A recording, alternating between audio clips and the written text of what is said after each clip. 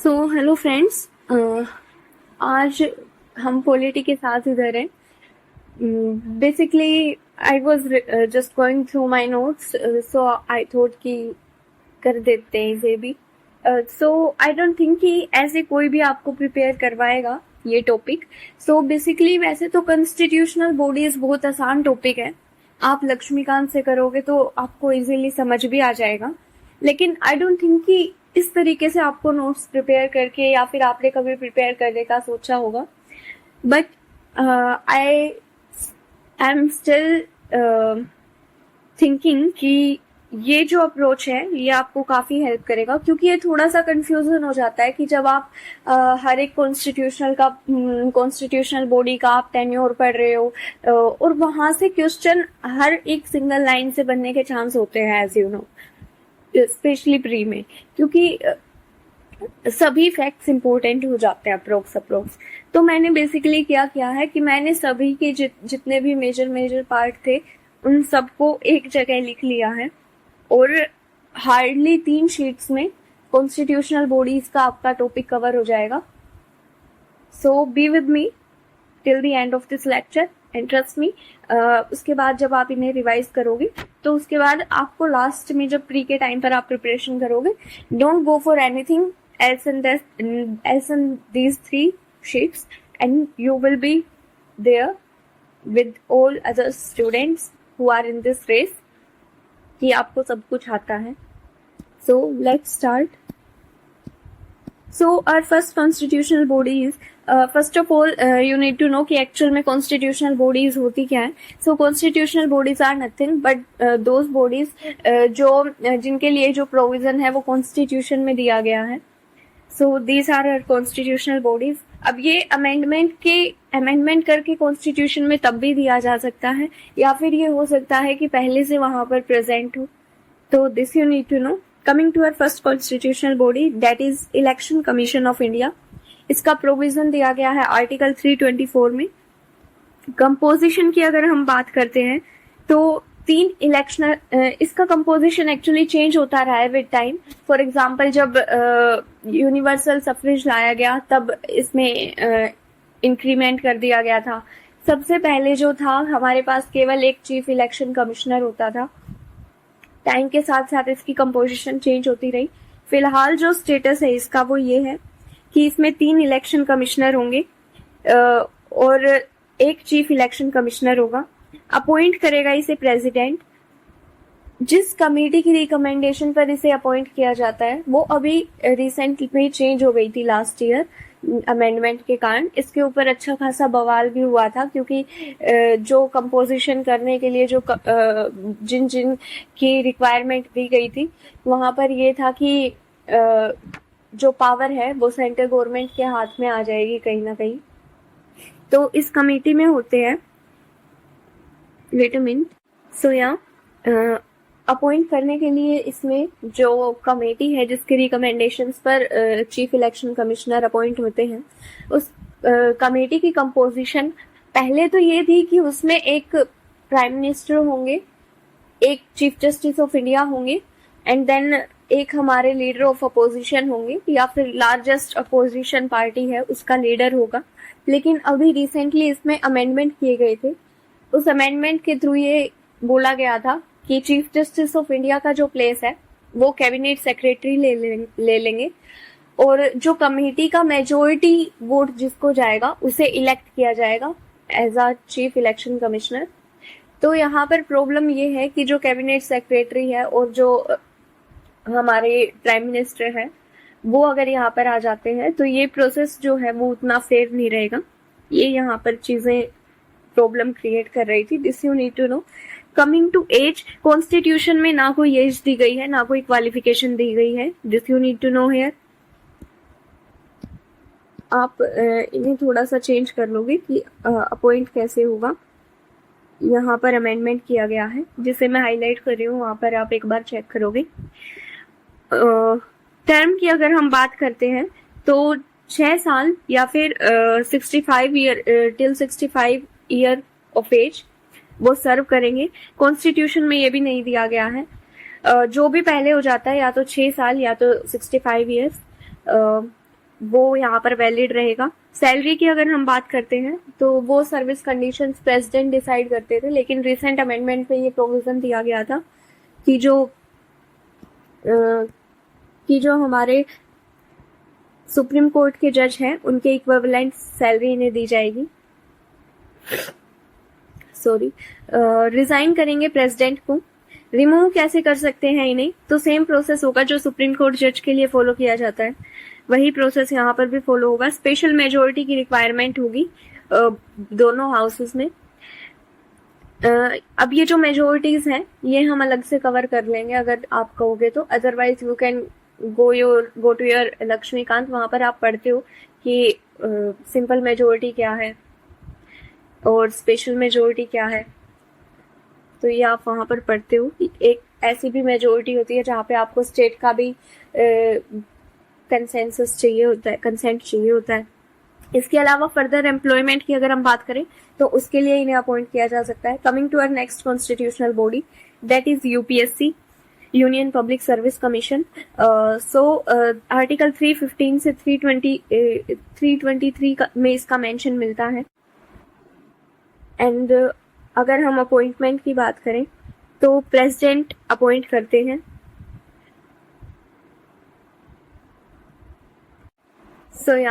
President इन्हें appoint करते हैं, इनके जो मेंबर्स होते हैं उन्हें। क्वालिफिकेशन क्या होगा कि जो हाफ ऑफ द मेंबर्स हैं उन्हें, I guess half of the member, कि जो प्रेसिडेंट है वो इन्हें अपॉइंट करेंगे, लेकिन जो मेंबर्स हैं उनकी क्वालिफिकेशन के लिए एज पर कॉन्स्टिट्यूशन कोई क्राइटेरिया हमारे पास अवेलेबल नहीं है। लेकिन जो हाफ ऑफ द मेंबर्स हैं उनके पास 10 ईयर का एक्सपीरियंस होना चाहिए कि उन्होंने 10 साल के लिए काम कर रखा है, either with government of India और either with state government. Coming to appointment, वो हमने देख लिया है कि प्रेसिडेंट अपॉइंट करेंगे। एज क्वालिफिकेशन के लिए कोई एज ऐसे दी नहीं गई है। अगर हम बात करें टर्म की तो वो वही है इलेक्शन कमिश्नर के लिए जो होती है, दैट इज आइदर 6 ईयर और till 65 year of age. Coming to salary, वो प्रेसिडेंट डिफाइन करेंगे उनकी जो सर्विस कंडीशंस हैं। कंसोलिडेटेड फंड ऑफ इंडिया से इनकी जो सैलरी है वो दी जाती है, यानी उसके ऊपर पार्लियामेंट में वोट नहीं किया जा सकता। रिजाइन करेंगे प्रेसिडेंट को। रिमूव कौन कर सकता है, वो प्रेसिडेंट कर सकते हैं। किस बेस पर रिमूव कर सकते हैं, तो अगर इंसॉल्वेंट है तो वो रिमूव कर सकते हैं, अगर वो बाहर किसी पेड एम्प्लॉयमेंट में इन्वॉल्व है तो वो रिमूव कर सकते हैं, अगर उन्हें लगता है कि वो अनफिट है मेंटली फिजिकली तो वो उन्हें रिमूव कर सकते हैं, अगर वो मिसबिहेव कर रहे हैं तो वहां पर प्रेसिडेंट को एडवाइस चाहिए होता है सुप्रीम कोर्ट से, लेकिन जो सुप्रीम कोर्ट का एडवाइस यहाँ पर होगा वो बाइंडिंग होगा। तो this you need to know here. Report करते हैं प्रेसिडेंट को, प्रेसिडेंट उस रिपोर्ट को लेकर आएंगे पार्लियामेंट के सामने। फर्दर एम्प्लॉयमेंट इनका नहीं हो सकता, यानी ये एक बार रिटायर हो गए तो उसके बाद दोबारा से सर्विस नहीं कर सकते, या फिर ये दूसरे टेन्योर के लिए एलिजिबल नहीं है। This you need to know here. Coming to state public service commission, okay, so governor यहाँ पर अपॉइंट करेंगे चेयरमैन और मेंबर्स को। हाफ ऑफ द मेंबर्स उनके पास 10 ईयर का एक्सपीरियंस होना चाहिए, वही क्वालिफिकेशन है, same as UPSC. Governor appoint करेंगे। क्वालिफिकेशन कॉन्स्टिट्यूशन में एज सच कुछ दिया नहीं है। इसका जो टेन्योर है वो देख लो आप कैसे डिफरेंस क्रिएट कर रहा है यहाँ पर यूपीएससी के साथ। यूपीएससी में 65 ईयर ऑफ एज की सर्विस कर सकते हो आप, जबकि जो एसपीएससी है वहां पर केवल आप 62 ईयर ऑफ एज तक वर्क कर सकते हो। इस जो प्रोविजन है इसे ऐड किया गया था 41st कॉन्स्टिट्यूशनल अमेंडमेंट के थ्रू। सर्विस कंडीशन की अगर हम बात करते हैं तो वो गवर्नर डिसाइड करेंगे। कंसोलिडेटेड फंड ऑफ स्टेट पर वो चार्ज की जाएंगी। इसके अलावा रिजाइन कर सकते हैं वो गवर्नर को, रिमूव कर सकते हैं प्रेसिडेंट उन्हें। सेम वही क्राइटेरिया रहेगा रिमूवल का जो यूपीएससी के चेयरमैन और मेंबर्स के लिए रहता है। तो this you need to know here कि यहाँ पर एक डिफरेंस है, सॉरी यहाँ पर सेम है यूपीएससी की तरह और यहाँ पर एक डिफरेंस है। So this difference you need to know. Governor है, उनके सामने ये अपनी रिपोर्ट रखेंगे, वो रिपोर्ट गवर्नर स्टेट लेजिस्लेचर के पास लेकर जाएंगे। फर्दर एम्प्लॉयमेंट इनका नहीं हो सकता है, this you need to know here.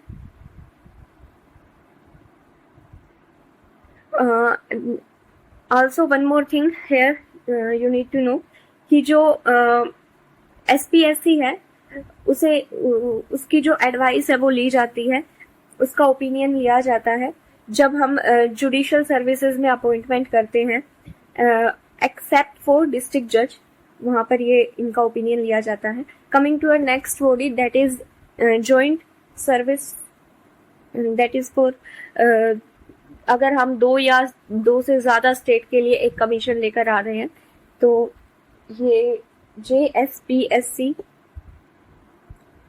Joint public service commission ये उसके लिए है. So this was not mention in our constitution, तो ये स्टैट्यूटरी प्रोविजन है जो इसके लिए लाया गया है. स्टैट्यूटरी बॉडी होगा यहाँ पर ये हमारा. इसका जो टेन्योर है वो सेम है जो स्टेट पब्लिक सर्विस कमीशन का है, दैट इज 6 या 62 till 62 years of age. Service condition president decide करेंगे. रिमूवल भी प्रेसिडेंट के थ्रू होगा, रिजाइन भी प्रेसिडेंट को करेंगे. रिपोर्ट ये स्टेट गवर्नर्स को रिस्पेक्टिव स्टेट गवर्नर्स के सामने लेकर आएंगे जो उन्हें स्टेट लेजिस्लेचर के सामने रखेंगे. This you need to know here. Coming to our next slide, that is हमारे पास यहाँ पर 3 से 4 ओके 5 कॉन्स्टिट्यूशनल बॉडीज है. So first is our national commission for backward classes. I don't know कि यहाँ पर स्टेट NCSC NCST और आना था. ओके यहाँ पर है ये, तो पहले इसे कर लेते हैं. So national commission for scheduled caste, इसका मेंशन हमें मिलता है आर्टिकल 338 में. चेयरमैन होंगे हमारे पास, वाइस चेयरमैन होंगे और 3 मेंबर होंगे. ये इसका कंपोजिशन रहेगा. This you need to know. Same for NCST, दोनों को इकट्ठा कवर करते हैं ताकि कंपैरिजन बिल्ड कर पाओ. तो NCSC था आर्टिकल 338 के अंदर, उसके बाद इस NCST है आर्टिकल 338A के अंदर. इसे एक्चुअली अमेंडमेंट के थ्रू लाया गया था. 89th कॉन्स्टिट्यूशनल अमेंडमेंट 2003 में NCSC और NCST को सेपरेट कर दिया गया था. Ministry of social justice and empowerment के अंडर में ये दोनों वर्क करते हैं. इनका कंपोजिशन दोनों का सेम रहेगा. दोनों के जो मेंबर्स और चेयरमैन हैं उन्हें अपॉइंट प्रेसिडेंट करेंगे. दोनों का टेन्योर 3 ईयर का होगा. कंडीशन ऑफ सर्विस दोनों के लिए प्रेसिडेंट डिसाइड करेंगे. दोनों प्रेसिडेंट के सामने अपनी रिपोर्ट रखेंगे जिसे प्रेसिडेंट पार्लियामेंट या फिर रिस्पेक्टिव स्टेट गवर्नर्स को पहुंचाएंगे. रिस्पेक्टिव स्टेट गवर्नर्स फिर उसे स्टेट लेजिस्लेचर के सामने रखेंगे.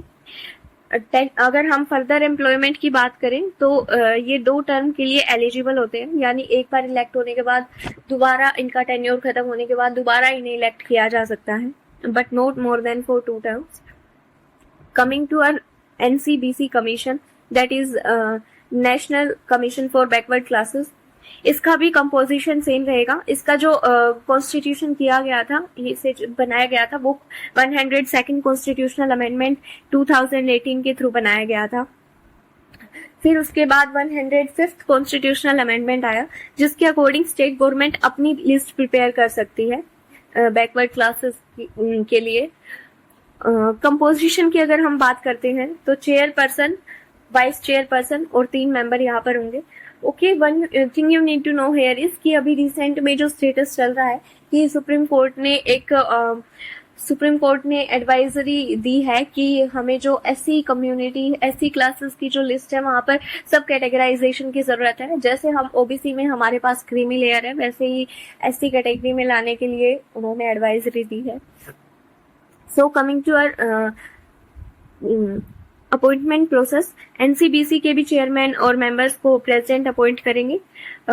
टर्म की अगर बात करें तो सेम जो NCSC और NCST का था 3 ईयर का टर्म होगा. कंडीशन भी सर्विस कंडीशन प्रेसिडेंट डिसाइड करेंगे. रिपोर्ट करेंगे वो प्रेसिडेंट को. प्रेसिडेंट उसे पार्लियामेंट और स्टेट गवर्नमेंट तक पहुंचाएंगे. फर्दर एम्प्लॉयमेंट 2 टर्म के लिए हो सकता है. This you need to know here. Coming to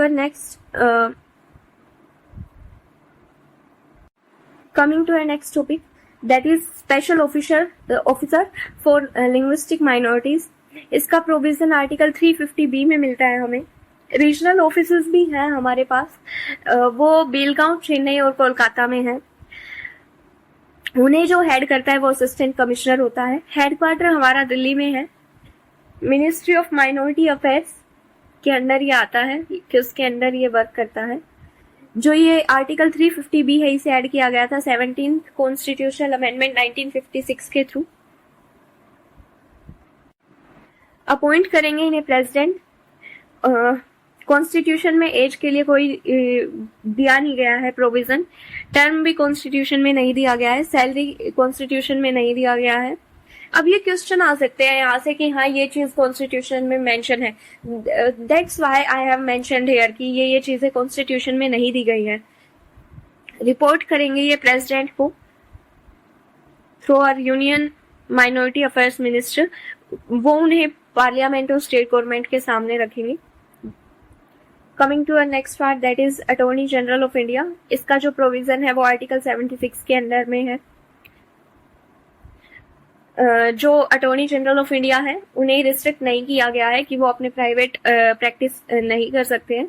so he is eligible for his private legal practice. Appoint president करते हैं। नॉर्मली होता क्या है, इनका जो टेन्योर होता है वो जब तक रहता है जब तक हमारी जो गवर्नमेंट है वो पावर में है, सेंट्रल गवर्नमेंट। क्योंकि जो सेंट्रल गवर्नमेंट है उसकी एडवाइस पर ही प्रेसिडेंट इन्हें अपॉइंट करते हैं। क्वालिफिकेशन इनकी सेम होनी चाहिए जो सुप्रीम कोर्ट जज की होती है, के लिए रिक्वायर होती है। अगर हम बात करें रेजिग्नेशन की, तो प्रेसिडेंट को ये रिजाइन करेंगे विद काउंसिल ऑफ मिनिस्टर, क्योंकि वही इन्हें अपॉइंट करवाते हैं। रिमूव प्रेसिडेंट करेंगे, as we all know constitution में रिमूवल के लिए कोई प्रोसेस नहीं है। सैलरी कंडीशंस भी प्रेसिडेंट डिसाइड करेंगे। Coming to next part, that is solicitor general of India. ये असिस्ट करने के लिए होते हैं हमारे अटॉर्नी जनरल को। This you need to know here, nothing else you need to know here about him. Coming to advocate general of state, इनका mention article 165 में मिलता है।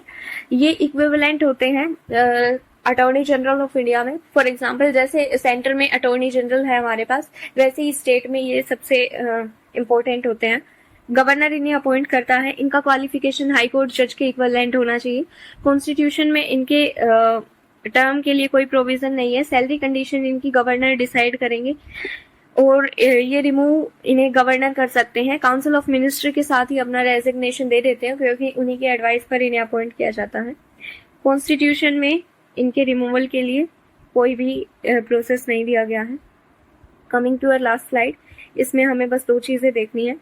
फर्स्ट और जीएसटी काउंसिल। जीएसटी काउंसिल की जो कंपोजिशन है वो हमारे लिए इम्पोर्टेंट हो जाती है कि जो फाइनेंस मिनिस्टर होंगे वो इसके चेयरमैन होते हैं। Union finance minister of state भी इसमें पार्ट लेंगे। स्टेट गवर्नमेंट के फाइनेंस मिनिस्टर इसके मेंबर होते हैं। यूनियन सेक्रेटरी रेवेन्यू इसके एक्स ऑफिशियो सेक्रेटरी होंगे। चेयरमैन होंगे जो हमारे सीबीआईसी के, that is central board of indirect taxes and customs, वो भी इसके मेंबर होंगे, लेकिन उनके पास वोटिंग राइट नहीं होगा। अब इसकी जो रिक्वायरमेंट है कि इतने मिनिमम मेंबर प्रेजेंट होने ही चाहिए, जिसे हम कोरम बोलते हैं, वो half of the full strength है। 101 अमेंडमेंट के थ्रू इसे लेकर आया गया था। आर्टिकल 279A में इसका मेंशन है। वोट की अगर हम बात करते हैं तो कोई भी डिसीजन होगा वो मेजोरिटी वोट से लिया जाएगा, दैट इज 3/4 मेजोरिटी हमें रिक्वायर होगी उसके लिए। उस मेजोरिटी में कंपोजिशन क्या होगा कि जो स्टेट के वोट हैं उनका वैल्यू 2/3 होगा, जबकि जो सेंटर है उनका 1/3 होगा। Coming to finance commission, article 280 में इसका मेंशन है। ये एक क्वासी जुडिशियल बॉडी है। इसकी जो एडवाइस होती है वो एडवाइस होती है वो बाइंडिंग नहीं होती है। कंपोजिशन की अगर हम बात करें तो एक चेयरमैन होंगे, प्लस में 4 मेंबर्स हमारे पास होंगे। अपॉइंटमेंट प्रेसिडेंट करेंगे। एज की अगर हम बात करते हैं तो एज सच कोई एज दी नहीं गई है, लेकिन अगर हम क्वालिफिकेशन की बात करते हैं तो वो पार्लियामेंट डिसाइड करती है।